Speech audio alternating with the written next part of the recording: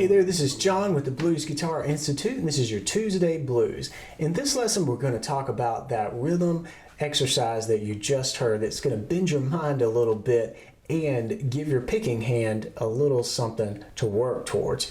And this may sound simple. We just got a basic A7 fretted up for the first part of this exercise, and we're not doing much on the fretboard. We're really just doing this little hammer on and then open first string. So that's the first fret to the second fret and then the open, and that little hammer-on's on the second string. Happening all under a nice A7 chord. So it sounds simple enough, but where it gets challenging is that when you recognize that we're actually playing two distinctly different rhythms with our picking hand at the same time. Our thumb is pumping out the 4/4 time bass line where we're going 1, 2, 3, 4, 1, 2, 3, 4. And the melody is picked out with this timing.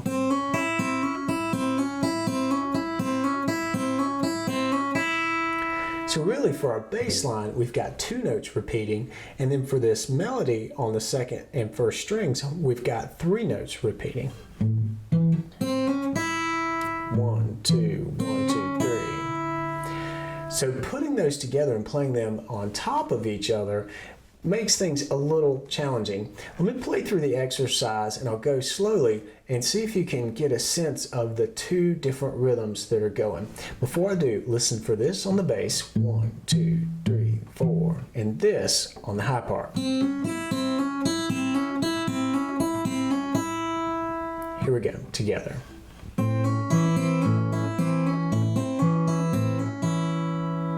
And then I'm going to slow that down.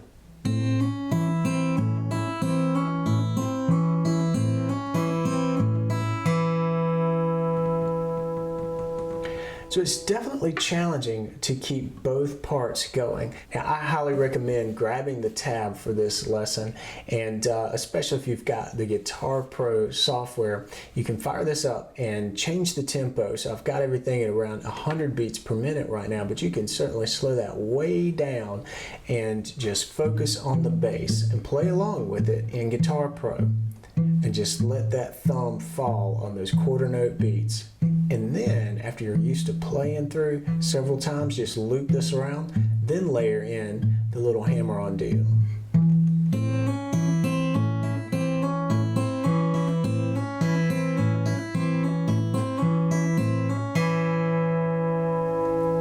And now, just to keep things interesting, we did this same idea over another couple of chords. And perhaps my favorite one is over the D chord. I'll tell you why it's my favorite in a second. Let's have a listen though.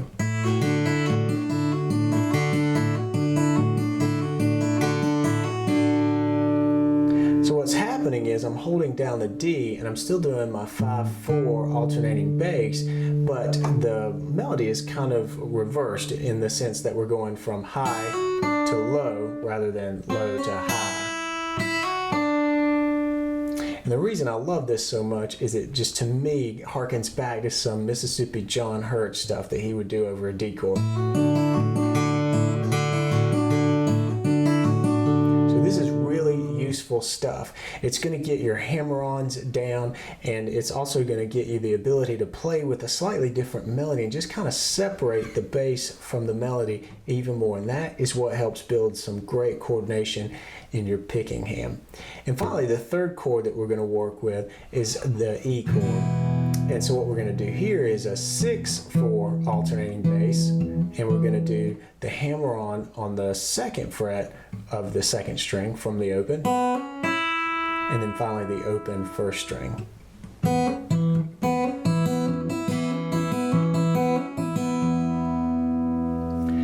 Spend some time with these exercises. There's certainly a lot going on here, theoretical, but we're not paying attention to that right now. What I really want you to do is focus on getting this exercise down and being able to play it physically on the guitar.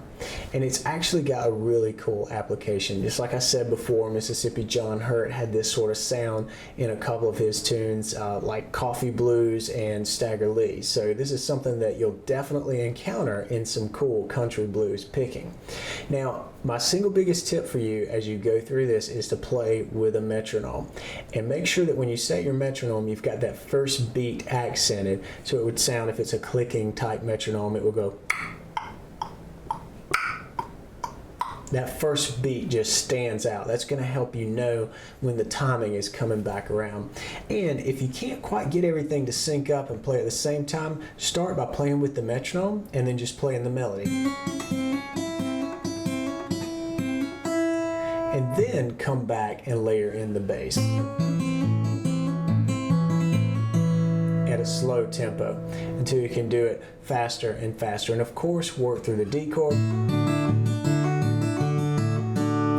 and even the E chord.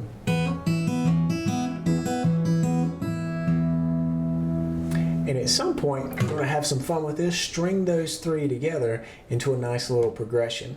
And once you can do this, and you can do it over an entire practice session, I think you'll be really impressed with the results that you can get. It's going to keep some stamina going in your hand, in your picking hand here. So that's definitely a benefit. But then the main benefit is just being able to separate your thumb rhythmically from your fingers. That is called upon all the time in acoustic finger picking blues. So really practice this lesson and have some fun with it. I know it's going to be frustrating at first, but get past that, really practice past that, and I know you can do it, and then you'll have some fun. And this can be one of those mindless exercises at some point. It's going to take time, but you can get there. All right, make sure you head back to bluesguitarinstitute.com and pick up the tab for this. And if you've got Guitar Pro 6, I highly recommend that you download that version of the tab, fire it up, put this thing on loop, set it to a slow tempo, and have at it. It's going to do wonders for your practice sessions. So practice up, play on, and I'll see you in the next lesson.